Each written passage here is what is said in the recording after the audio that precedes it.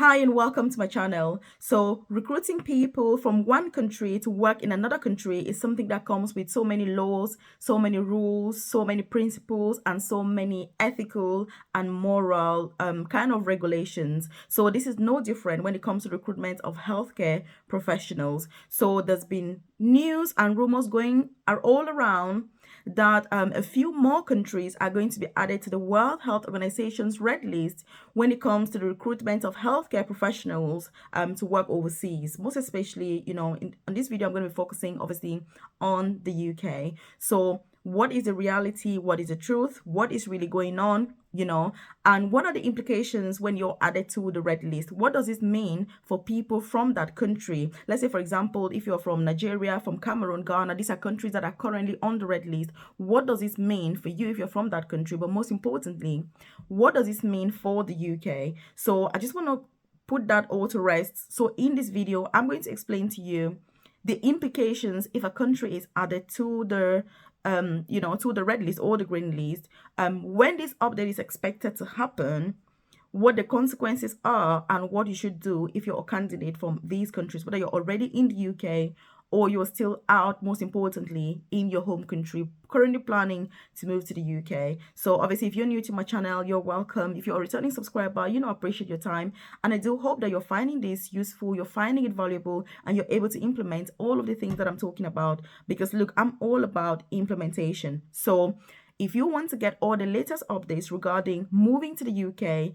the best visa sponsorship opportunities, work from home jobs, high paying work from home jobs that require no experience, no degree, no qualifications whatsoever, or starting your own side hustle so you can retire early. I'm all about retiring early because look, I don't want to work until I'm 67 years old. So if you're keen on information like that, career progression in the UK, if you check the comment section below, you're going to see a link to my newsletter. If you join that newsletter, then I'll send that information directly to your inbox. And look, if you're interested in knowing about these red list countries, when the updates happen and all of that, I'll also send that information directly to your inbox if you're part of that newsletter. So if you check the comment section below, it won't even take you up to 20 seconds to join. You simply drop your name and email and bang on, you are part of that newsletter. So let's get started. What is really going on with this red list country thing? What is it all about? So in case you're watching this and obviously you're not aware of what it is, so the World Health Organization obviously is very much in control of which country recruits which healthcare professionals, why, how, and all of that. So a few years ago, they decided that because the UK was recruiting so many people from overseas, they introduced this red list country thing, saying that those countries don't have so many healthcare professionals per 1,000 people in their population. So it is unsafe to ethically recruit healthcare professionals from those countries to work in the UK. And currently, countries like Cameroon, Nigeria, Ghana, in Pakistan, there are so many countries on the red list. In fact, in total, there are 47 countries on the red list.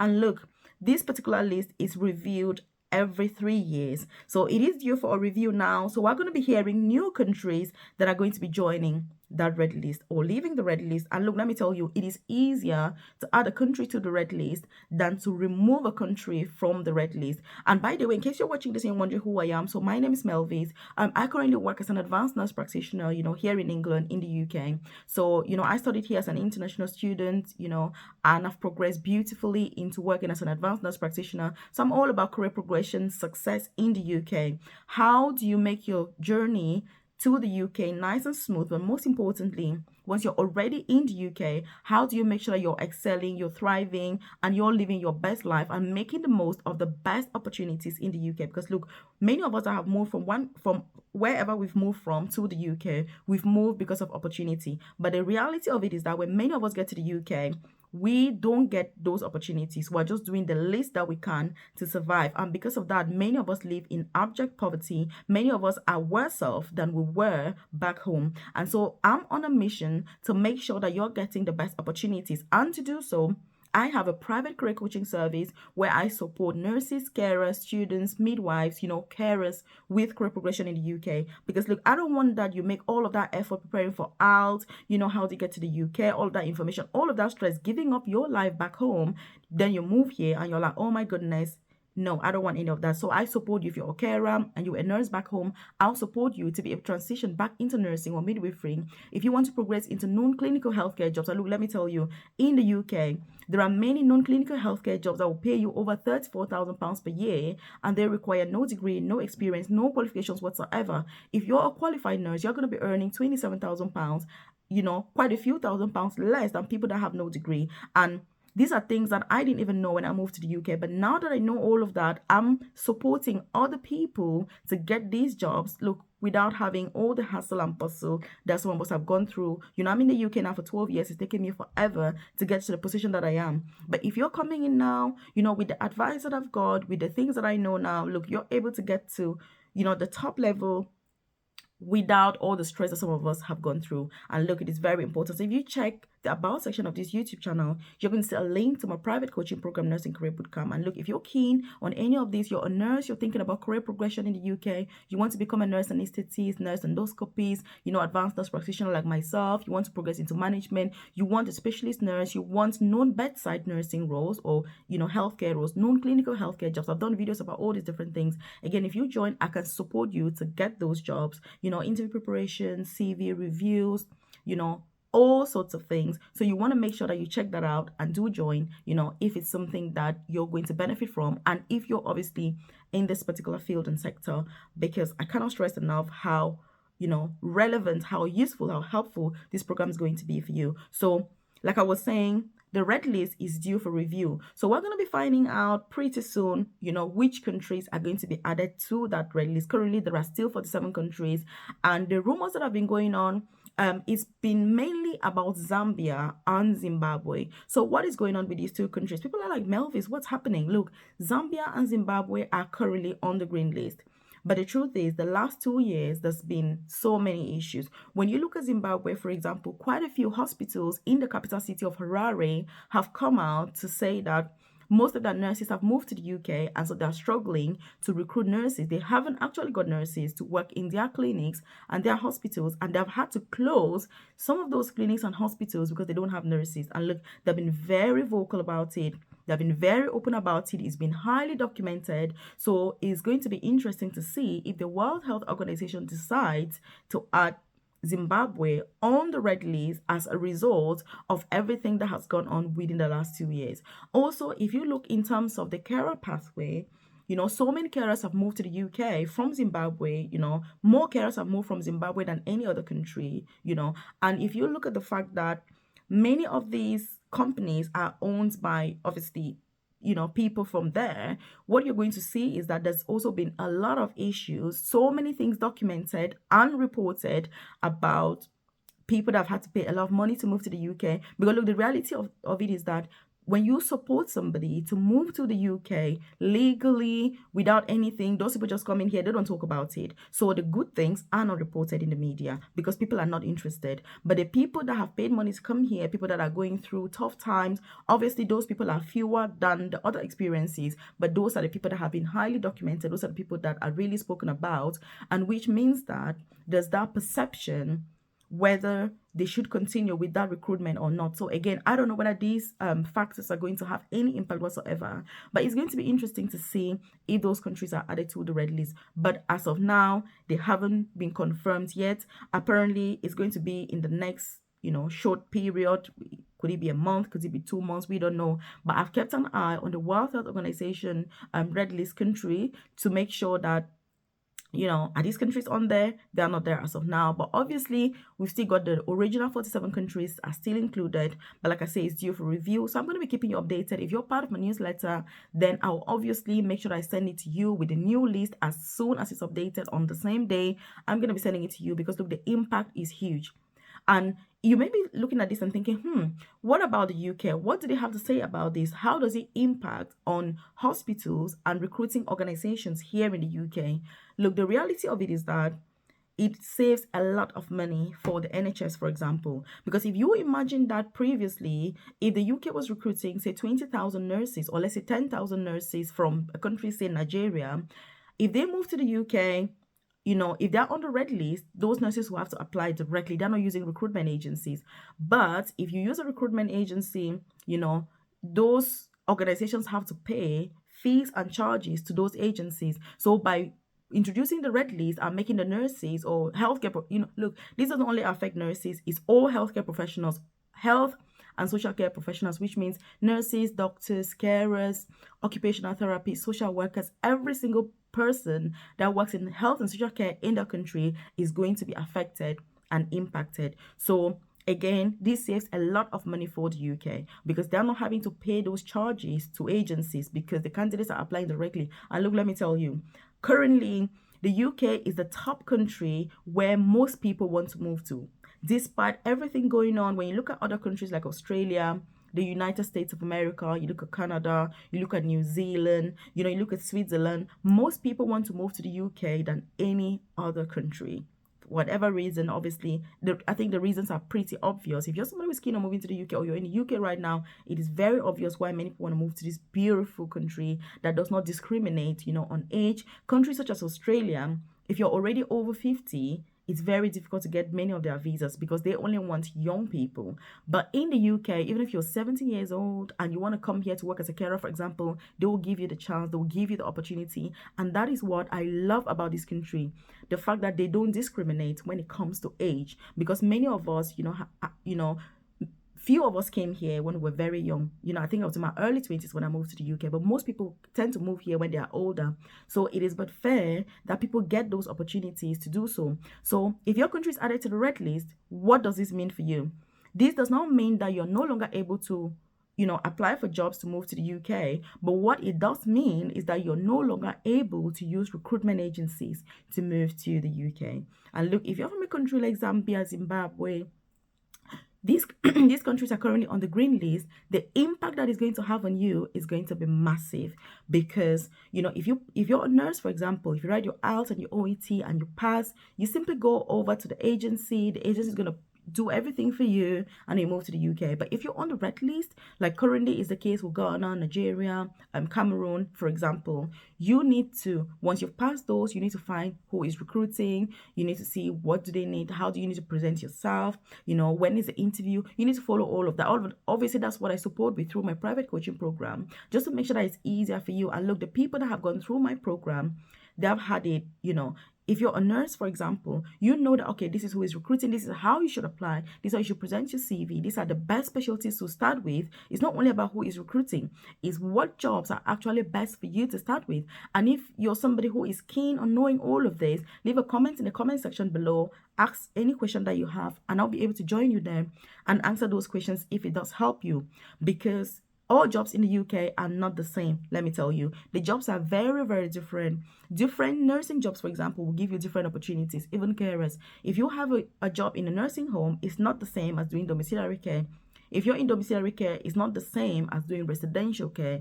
If you're doing living care, it's not the same. So all these jobs have different opportunities. If you're a nurse and you're working in ITU, or you're working in A&E, or you're on a medical ward, you're on a stroke ward, cardiology ward, that has a huge impact on your future career prospects, on the opportunities you can have later. And that is what I focus on, obviously, in the program, to make sure that you know which specialties are the best. You don't want to get stuck at band 5 or as a carer or whatever level that you are.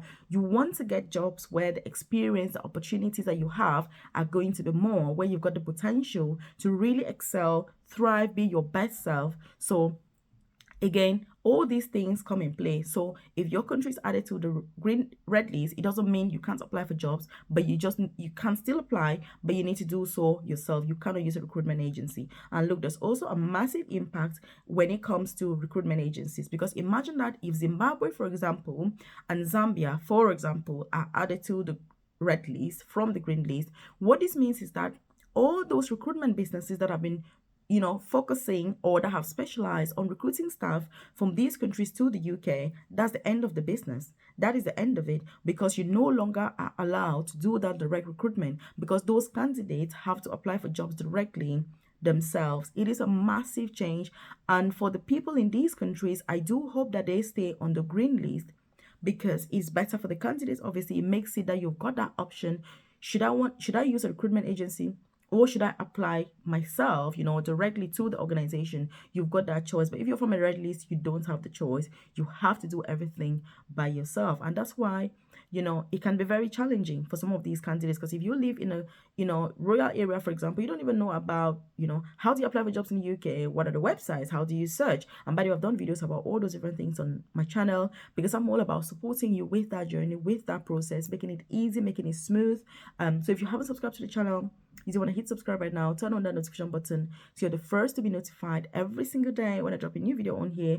But most importantly, if you haven't joined my newsletter, if you check the comment section below, you see a link to that newsletter. If you join, then obviously I'll send that information directly to your inbox: career progression, prospects, opportunities, work from home jobs, side hustle ideas, investment opportunities to get into career progression pathways.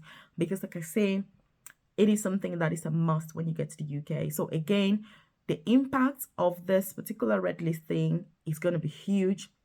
I'm going to keep an eye, obviously, for the updates. It's not been finalized. It's not official yet that any new countries have been added to that list, but it is currently under review, which means that they're going to be releasing the new countries. Are the 47 countries staying on the list? Are they adding more countries? And like I say, the impact is huge. But because you've watched till now, I'm going to tell you one thing. There is a way that if you're from a red list country and you want to use a recruitment agency to move to the UK, it's not a matter of citizenship. So it's not that if, say, Nigeria is on the red list and you're from Nigeria, then you will always be considered as a red list irrespective of where you are. That's not how it works. What happens is that if you're a resident, as in you're physically working in a country that is under the red list, that's when you're considered red list. So it's not citizenship, which means that, let me give a practical example. If you're a Nigerian with a Nigerian passport and you're living in, I don't know, South Africa, working as a nurse in South Africa, you're going to be considered green list because you're physically living and working in South Africa.